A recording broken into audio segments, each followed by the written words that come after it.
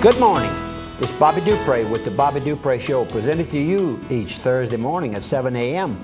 And of course, my sidekick here, Andrew Guitros. Well, good morning. Happy birthday. Well, yeah, how about that? And another year. That's correct. And of course, the happy birthday is actually for the Wednesday taping. Right, correct. But you certainly welcome to call me and talk to me and see how I'm feeling. It's unbelievable how well I feel lately. I've gone from about 208 to 210 to 186 this morning. Quite a difference. Almost going to catch me. And the blood pressure's improved. It never was bad, but it's improved. Dr. Tate and Dr. John Mickey, y'all listening to the program, somebody tell them it's helping. The pulse is better. Just, you know, overall, just doing great. And I guess the main thing is the health. Health is good. God has really been good to this little boy from Plaisance, as I keep reminding everybody.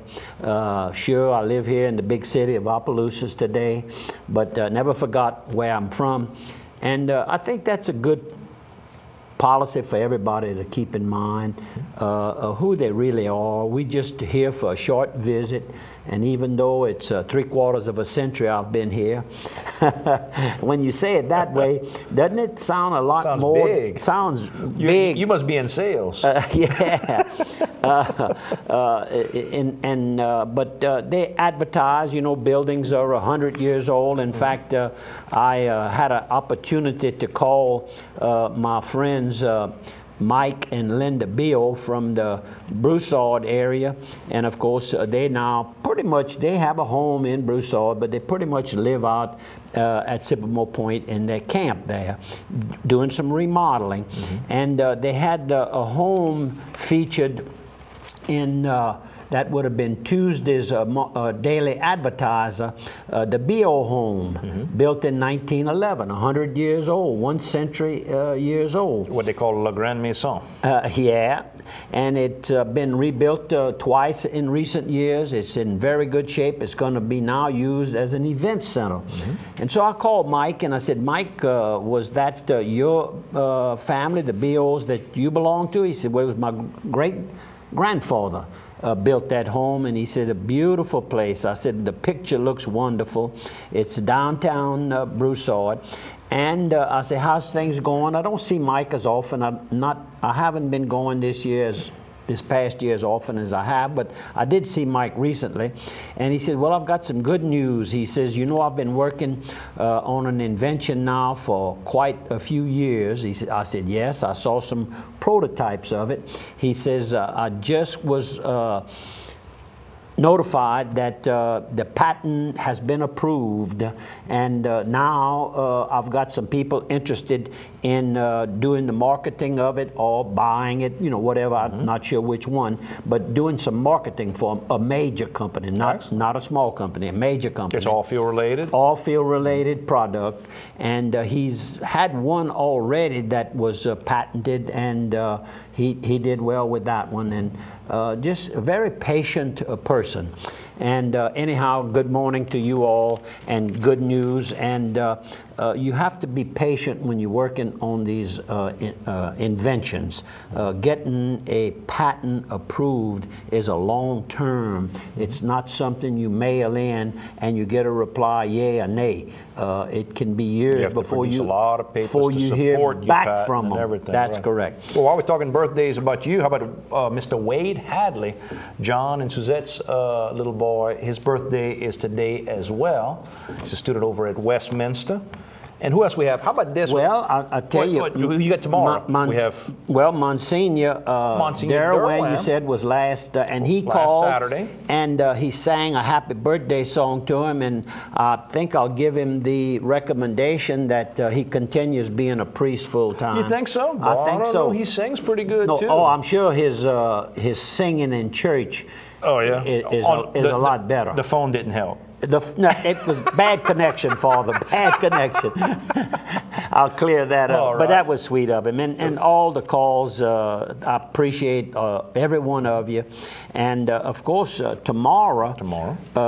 Well, today, actually, Thursday, program day, not the taping day, the program day, the actual program day, Addison Link, David and Julie's young son will be 16 years old. And used to be when you were 18, it was a big, you could sign up for the military. And then when you were 21, well, then you could go into any type of place that sells alcohol. But 16 is the magic right now. And that's the day that they can go and apply for their driver's license and start driving without mom and daddy being there chauffeuring them around, so to speak. But fine, young fella. Good luck to you. Be careful. All those good things. I know you have done a great job so far. He's a real sweet young man. And I might add that his daddy played a joke on him on Tuesday. He asked what kind of weather they were going to be having Thursday, and David said he had just looked it up, and he told Addison it's going to be raining. And of course, so you can't get your license that day. You can't go test it. But I think the weather's going to be okay today, Addison, and many more happy, healthy ones, and be safe. Well, Saturday I saw Muff Carrier. Happy birthday to him as well. And yesterday, show this picture, Mark. This is a picture I got from Arlington National Cemetery in Washington, D.C. yesterday.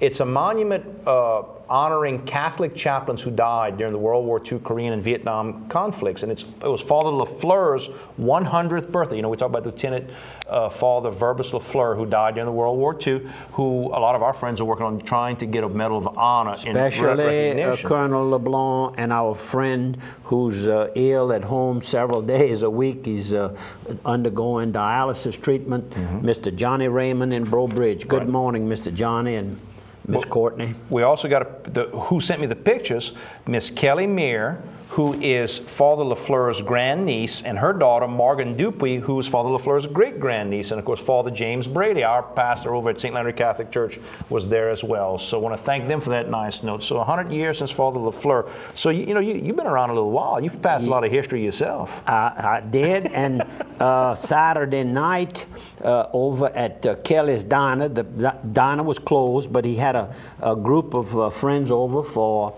catfish couvillon. And fried and everything else that goes with it, the desserts and you name it, Gotta everything. have fish on Friday. And we had 3 priests to bless our meals. We had we had Father Brady, we had Father Leger, and Father Bienvenue.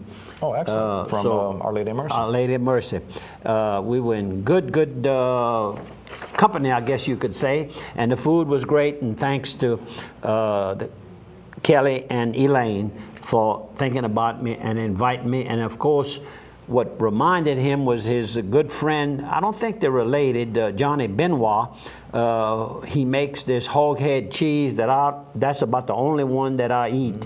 Is he makes it, and I know it's made right. I'm gonna just stop right there, but thanks to everybody. Well, while we're talking about food, Benny's Supermarket right here in downtown Opelousas. Go to Mr. Benny's for any of your produce, any of your meat, from the season and already stuffed for you to just your steaks. They've got that as well. Great, huge meat department, great produce department. They've got imported beers, Miss Mary's gift shop. They've got Little Benny's Sports Shack where you get nutritional supplemental needs and weight loss type things that help you keep the metabolism high so you can help burn those pounds off while you're working out. They've got the deli open 7 days a week with great home style cooking. And one more sponsor, how about Steamboat Warehouse while we're on the food kick over in Washington, Louisiana. You bet. Get mama away from the smell of her own cooking and go down to Steamboat Warehouse in beautiful historic Washington, Louisiana. Great seafood selection, steaks there, wine selection, second to none. Sit out and enjoy the ambiance on beautiful Bayou Catawba right there along the water. And you know, this weekend, Steamboat is hosting over here in Opelousas at Frank's downtown. Along with Chip Burleson, the owner of Frank's. At Frank's, they're hosting the 6th annual Gumbo Cook-Off. That's this Saturday, January 28th from 8 a.m. until... And I might add that the benefit, the funds raised through this benefit cook-off is going to help Ella Class. She's a 6-year-old. She's suffering from some very blood-related issues. It's going to take like a marrow-type transplant, is what I understand. Really. And I was over having lunch. That would have been one day last week at Prejean's. In fact, I saw Chef Ernest Prejean. Thanked him again for coming and help us every year with the Santa breakfast. And John Michael Morrow was there having lunch. And John Michael spoke to me about this 6th annual gumbo cook. I said, we have been really talking about this one for a long time now. He says, you know, I said, where's your brother-in-law? He says, Ian? I said, yeah, where's Ian today? He says, well, because they eat lunch together quite often. And he says, Ian is with his daughter, and this is his daughter. And I think possibly they were over at in Memphis at the St. Jude's Children's Hospital. So small world. St. Jude does a great job. I personally visited St. Jude years ago and saw the care that is given to the complete family. And each child, the medical records are kept on every medical treatment that they receive, regardless. It's not necessarily, not just what they're treating the child for at the hospital.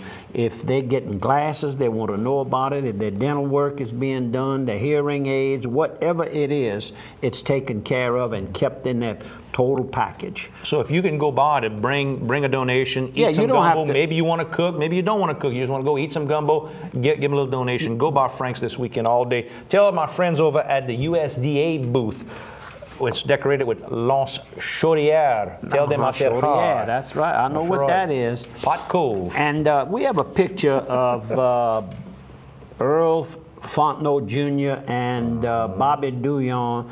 I went by to pick up some more sweet potatoes. Those at first run I made over there, it went away. There you go. I'm at E&L Produce in Grand Prairie, Louisiana.